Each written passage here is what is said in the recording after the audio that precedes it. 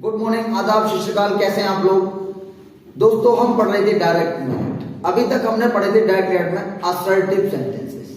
कौन से सेंटेंस बच्चे लोग? असर्टिव। आज हम शुरू करने वाले हैं इंटेरोगेटिव, और इंटेरोगेटिव में भी इंटेरोगेटिव नंबर 1। चलिए इसकी पहचान करते हैं। पहचान आरएस के शुरू में सहायक क्रिया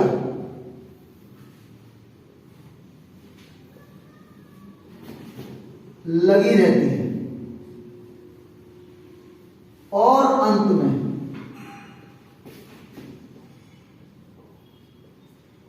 प्रश्नवाचक चिन्ह लगा रहता है। प्रश्नवाचक चिन्ह लगा रहता है। आपको कि भैया सहायक क्रिया क्या होगी सर? सहायक क्रिया is, am, are, do, did, have, will, shall, can, may, might, should, etc. Sir प्रश्नवाचक चिन्ह क्या होता है? प्रश्नवाचक चिन्ह जिसको कि इंट्रोगेटिव मार्क होते हैं, ये क्लियर हो गया? दूसरी, इसका सर रूल क्या होगा? रूल मैं आपको राइट कर सकता हूं।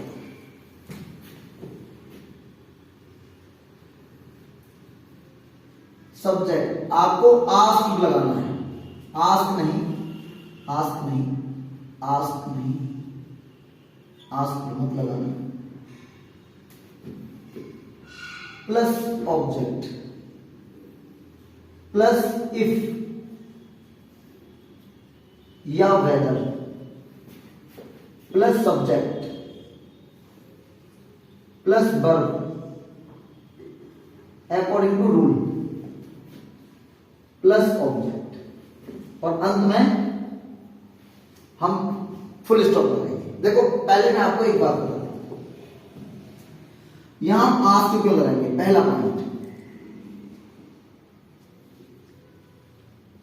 सेड को आस्क में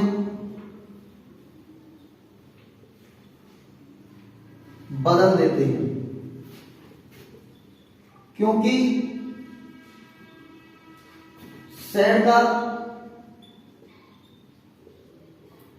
हिंदी अर्थ होता है कहां। हिंदी अर्थ होता है कहां। आस्क का हिंदी अर्थ होता है पूछना। पूछना। अब देखो एक बात बताओ, मैंने आपसे कहा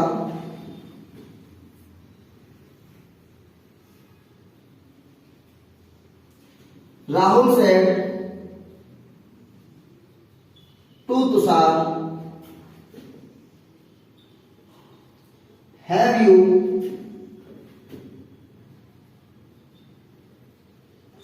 न्यू फोन। तो राहुल ने तुषार से, देखो बात वही रहेगी, इन्वर्टेड कॉमा के बाहर वाली क्लॉज आरसी होगी जैसे मैंने आपको बताया था, और इन्वर्टेड कॉमा के अंदर वाली क्लॉज बच्चे लोग आरएस होगी। इसमें एक परिवर्तन हो सकता है, इसमें 3 परिवर्तन हो सकते हैं, ये मैंने आपको बता चुका हूं ऑलरेडी। अब यहां पर राहुल ने क्या तेरे पास या तुम्हारे पास नया फोन है? नया फोन है। अब यहां पर इसने तो कहा, लेकिन इसने पूछा इंटरोगेटिव। तो बेटा इंटरोगेटिव में मतलब इंट्रोगेट होता कब है? जब हम किसी से कोई बात पूछे तो उसको इंट्रोगेटिव बोलते हैं भाई। जब हम कोई बात पूछते हैं तो क्या बोलते हैं? इंटरोगेटिव बोलते हैं। तो यहां पर हम आस्क बदल देते हैं। सर आस्क क्यों नहीं लगाया? बेटा वो प्रेजेंट भी हो सकता है, पास्ट भी हो सकता है, फ्यूचर भी हो सकता है। अब डिपेंड करेगा अकॉर्डिंग टू टेंस, जैसा टेंस होगा वैसे आपको यहां पर चेंज कर देना है। क्लियर हो गया? अब क्या करना है, कॉमा इन्वर्टेड कॉमा को हटाकर असर्टिव में हम कॉमा इन्वर्टेड कॉमा को हटाकर दैट का प्रयोग करते थे। हम कॉमा इन्वर्टेड कॉमा को हटाकर किसका प्रयोग करते थे, दैट का प्रयोग करते थे। लेकिन यहां हम इफ का प्रयोग करेंगे। अब देखिए इफ का एक लिटरली मीनिंग होता है यदि या अगर, यदि या अगर। अगर हम इसको कंडीशनल सेंटेंस में पढ़ते हैं, जैसे यदि तुम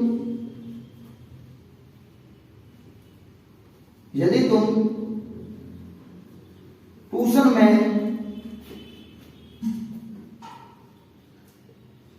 फोन का प्रयोग करोगे तो तुम कुछ नहीं सीख सकोगे।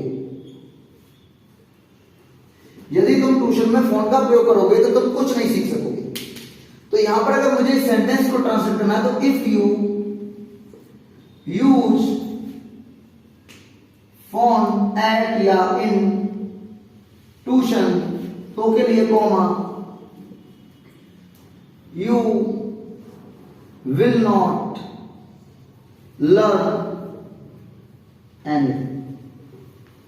सर आप लोग यहां पर ये करोगे, यहां बिल क्यों नहीं लगाया? बेटा मैं आपको बता दूं, कभी भी इफ के साथ विल नहीं लगता यदि इफ का प्रयोग सबऑर्डिनेट कंजंक्शन के तौर पर होता है। तो ये आगे का टॉपिक है, मैं आगे डिस्कस करूंगा।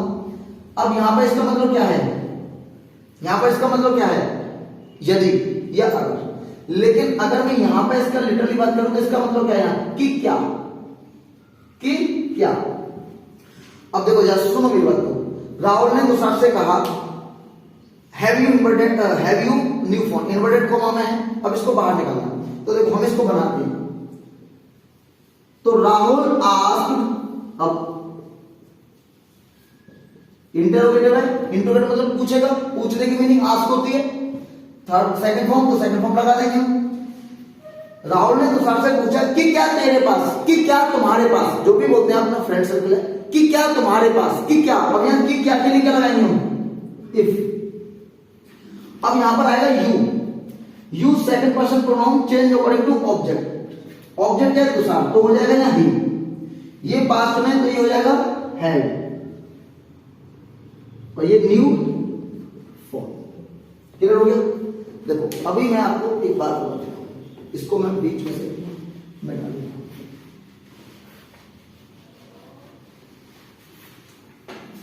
जरा सुनिए, मैंने आपको बताया सेंटेंस होते हैं 5 प्रकार के, असर्टिव,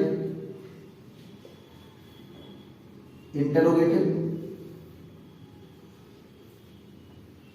इंपेरेटिव, ऑप्टेटिव, एक्सक्लेमेटरी। बेटा जब इनको हम इनडायरेक्ट करते हैं, मतलब जब इनको इनडायरेक्ट करते हैं तो ये सिर्फ एक ही बनते हैं, असर्टिव। क्या बनते हैं, असर्टिव। यानी कि असर्टिव होगा तब भी वो इनडायरेक्ट में बन जाएगा, तो क्या बन जाएगा, असर्टिव। इंट्रोगेटिव होगा तब भी असर्टिव बन जाएगा, इंपेरेटिव होगा तब भी असर्टिव बन जाएगा, ऑपरेटिव होगा तब भी असर्टिव बन जाएगा, एक्सक्लेमेटरी होगा तब भी असर्टिव बन जाएगा। और जो असर्टिव का स्ट्रक्चर होता है सब्जेक्ट, वर्ब प्लस ऑब्जेक्ट। मतलब ये तो असर्टिव होता ही होता है, आरसी तो असर्टिव ही होती है, मतलब आरसी तो असर्टिव होती है, जो आरएस होती है वो भी, वह भी क्या बनेगी, वह भी असर्टिव बनेगी। असर्टिव का रूल है। अब यहां ध्यान दो, अब कह रहे सर पहले हेल्पिंग वर्ब क्यों नहीं आई।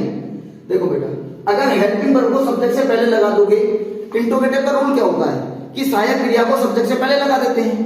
लेकिन हमको क्या करना है कि इंट्रोगेटिव हो, कोई भी फॉर्मेट हो, हमको अगर इनडायरेक्ट करना है तो हमको जो उसकी आरएस है यानी कि रिपोर्टेड स्पीच है उसको असर्टिव में कन्वर्ट करना पड़ेगा। और असर्टिव का रूल होता है पहले सब्जेक्ट आएगा, फिर सहायक क्रिया आएगी, अगर यहाँ हेल्पिंग वर्ब है तो क्या है तो यहाँ आ जाएगा, फिर उसके बाद वर्ब आएगी, फिर आपका ऑब्जेक्ट आएगा।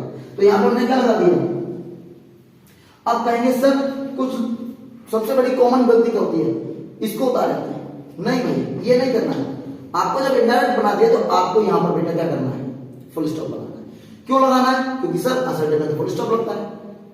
मैंने आपको दूसरी तीसरी वीडियो में बताया हुआ है कि सेंटेंस कितने प्रकार के होते हैं, वहां से देख लेना, और इसकी मैं आपको लिंक भी डिस्क्रिप्शन में दे दूंगा। और वैसे तो बहुत ज्यादा वीडियो हमारे चैनल पर भी नहीं है, अब जाके वहां देख भी सकते हैं। देखिए राहुल आस्क्ड तुषार इफ, तो इफ किसके लिए आया है? कि क्या के लिए, कि क्या के लिए, यहां पर ये कि क्या के लिए आया है, सब चीज। अब बात करते हैं सर वेदर कब आता है, वेदर कब आता है? तो देखो ये आपको अगर नोट करना हो तो बेटा कर लो, फिर मैं इसको थोड़ा इरेज करूंगा। तो इसका स्क्रीनशॉट ले लिया होगा आपने, आई होप सो। मैं इसको इरेज कर देता हूं।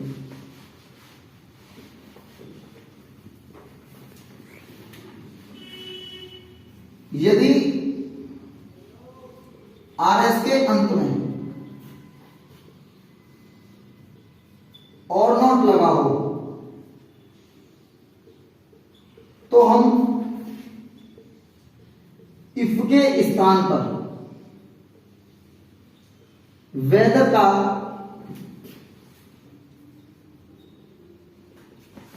प्रयोग करते हैं।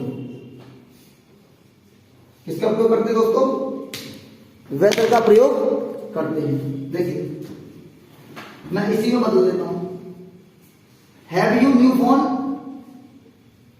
और not, have you new phone और नॉट। तो अब देखिए यहां मैं क्या कर दूंगा, Rahul asked Tushar weather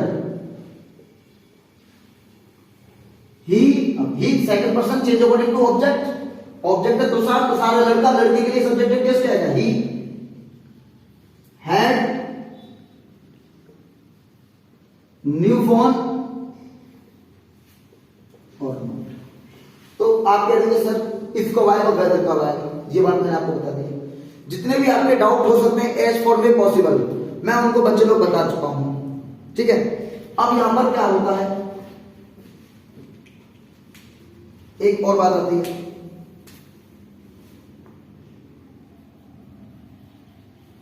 Tushar said yes, Tushar said yes, ये वाली बात आती नहीं आती। तो यहां पर हम इसको रिप्लाई कैसे, देखो अब क्या क्या किया है सर, तुषार ने रिप्लाई दिया है। तो देखो Tushar replied in affirmative, Tushar replied in affirmative. या और क्या लिख सकते हैं, या और Tushar said that he had, Tushar ने कहा हाँ है मेरे पास, हाँ था मेरे पास। तो यहां पर क्या कर सकते हैं, he had कर सकते हैं। अगर सर इनकेस नो आ जाए तो, इनकेस नो आ जाता है सर तो आपको क्या करना है,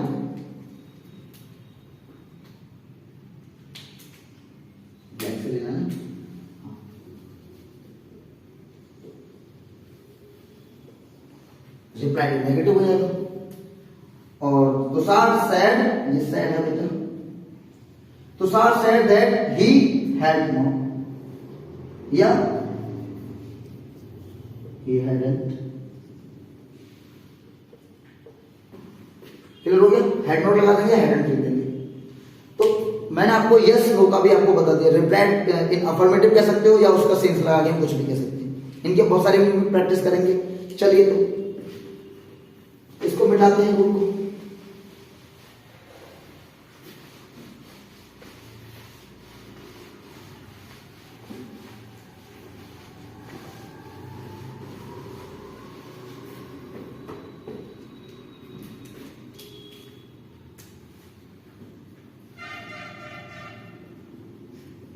Ajay said to Vijay, comma included comma,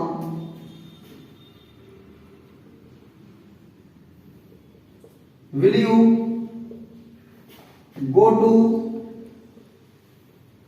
Aligarh today. Ajay ने कहा अजय ने कहा विजय से, क्या तुम आज अलीगढ़ जाओगे? क्या तुम आज अलीगढ़ जाओगे? तो देखिए कैसे बनेगा। अजय आज, क्योंकि ये बात अजय ने पूछी है। सर यहाँ टू क्यों नहीं आ रहा आस्क में? बेटा मैं बता चुका हूं, टेल, टोल्ड, आस्क ये बच्चे लोग ट्रांजिटिव वर्ब है जिनका की ऑब्जेक्ट होता है। ट्रांजिटिव वर्ब के बाद आपको टू लगाने की कोई आवश्यकता नहीं है, तो प्लीज आस्क के बाद टू मत लगा देना।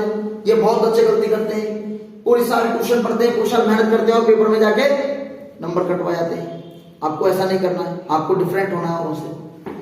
अजय आस्क्ड विजय, कॉमा इंपॉर्टेंट कॉमा को हटा के इफ सर दैट क्यों नहीं लगा रहे हैं? क्योंकि बच्चे दैट हम लगा देते हैं असर्टिव में, लेकिन आज हम पढ़ क्या रहे हैं? इंटरोगेटिव।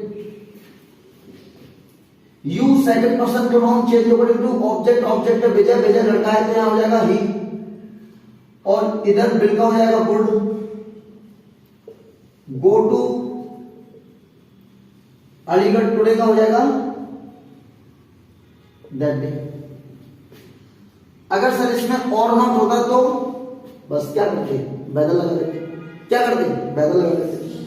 सर एक और एग्जांपल लेते हैं।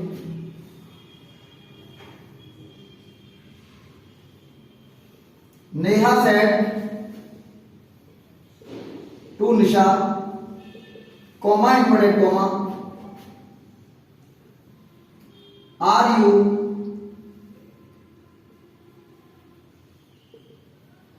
Playing game?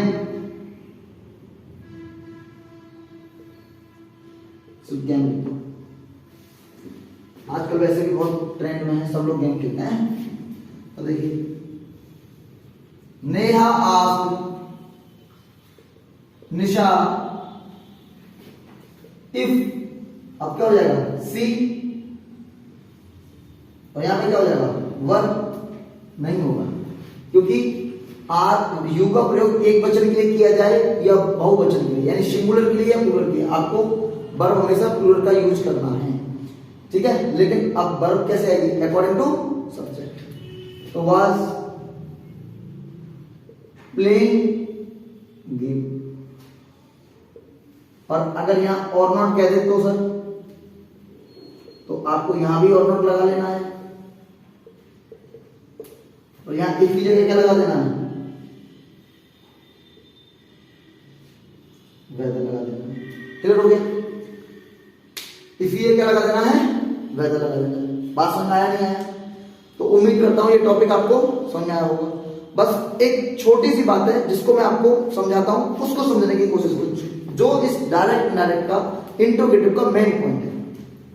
पहले मैं इसको मिटा दूं, पहले इसको इरेज कर देते हैं।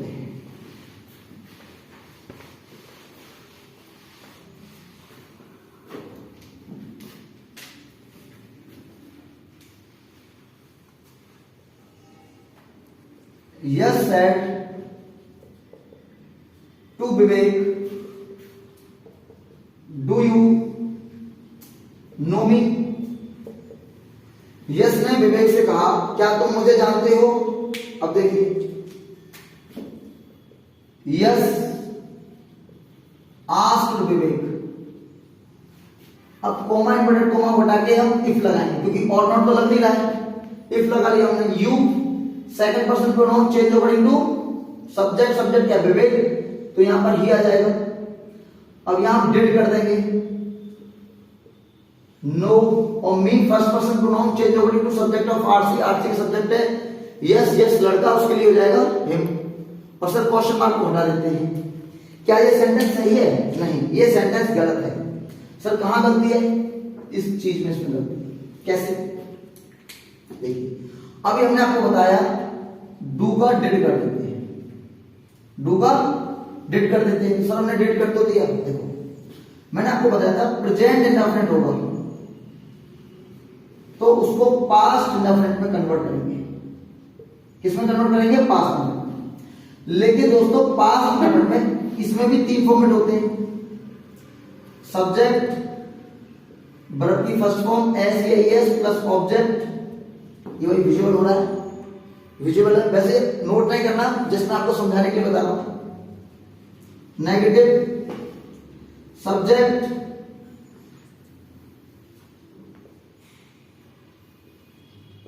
Do upon does not upon never verb की first form plus object, do upon does plus subject, not upon never बेटा अगर होगा तो आएगा, इसलिए मैं इस पर स्टार मार्क लगा देता हूं। बात समझ आ गया? अब ध्यान दो, ध्यान दो, इसका अफर्मेटिव क्या होगा? सब्जेक्ट वर्ब की सेकंड फॉर्म प्लस ऑब्जेक्ट। बहुत गहरी बात बता रहा हूं आपको, बहुत गहरी बात। Subject did not upon never, और डिड नॉट के साथ बच्चे लोग वर्ब की फर्स्ट फॉर्म और नेवर के साथ वर्ब की second form plus object. Interrogative में करेंगे डिड सब्जेक्ट, अगर नॉट नेवर होगा तो आएगा। भाई यही रूल होते हैं ना, यही रूल होते हैं। अब हमने आपको एक बात बताया था कि प्रेजेंट, ध्यान से सुनना, बहुत ध्यान से, प्रेजेंट इंडेफिनिट को पास्ट इंडेफिनिट में बदल देते हैं। सर ये असर्टिव होगा तो असर्टिव, लेकिन मैंने आपको बताया था ये इसमें एज इट इज बदल जाएगा। लेकिन एक बात ध्यान रखो, चाहे वाक्य असर्टिव हो, इंट्रोगेटिव हो, इंपेरेटिव हो, ऑब्जेक्टिव हो, एक्सक्लेमेटरी हो, सबको किस में बदलते हैं? असर्टिव में। और असर्टिव में कितने प्रकार के वाक्य होते हैं? अफर्मेटिव और नेगेटिव। समझ आ रहा है? तो जो इसका जो इंटरोगेटिव है, इसका जो इंटरोगेटिव है, ये या तो इसमें जाएगा या इसमें जाएगा। समझ में आ रहा नहीं आ रहा? या तो ये इसमें जाएगा या इसमें जाएगा। क्लियर हो गया? लेकिन अब बताइए, अगर इस वाक्य में नॉट नहीं है, ये नहीं है, तो ये ऊपर वाले किस में जाएगा? यानी अफर्मेटिव में जाएगा। तो आप मुझे बताइए, क्या पास्ट इंडेफिनिट के अफर्मेटिव में डिड आता है? पास्ट इंडेफिनिट के अफर्मेटिव में डिड आता है? सर नहीं आता है। क्या आती है? वर्ब की सेकंड फॉर्म। तो इसलिए हम इस डिड को नहीं लगाएंगे यहां, बल्कि बच्चे लोग ध्यान देंगे, बल्कि यहां पर वर्ब की सेकंड फॉर्म का हम प्रयोग करेंगे, बल्कि वर्ब की सेकंड फॉर्म का प्रयोग करेंगे। तो ये बात आपको सुनना ही होगी, ये बात आपको सुनना आया होगा। आप स्क्रीनशॉट ले सकते हैं इसका। यानी कि यहां पर डू लग रहा है, देखो, यदि आरएस में डू डज का प्रयोग हुआ है, डू डज का प्रयोग हुआ है और उसके साथ नॉट नेवर नहीं है, नॉट नहीं है, तो डिड नहीं आएगा। तो आपको क्या करना पड़ेगा? उस डू को अफर्मेटिव में जाएगा तो डू को क्या करना पड़ेगा? डू हट जाएगा, डू को छुपा देंगे और वर्ब की सेकंड फॉर्म का प्रयोग होगा। ये बात आपको समझ आई होगी। उम्मीद करता हूं आपको टॉपिक क्लियर हो रहे होंगे। अगर बच्चे लोग टॉपिक क्लियर हो रहे हैं तो प्लीज चैनल को सब्सक्राइब करें। बाय, टेक केयर, हंसते रहिए, मुस्कुराते रहिए। Thank you class.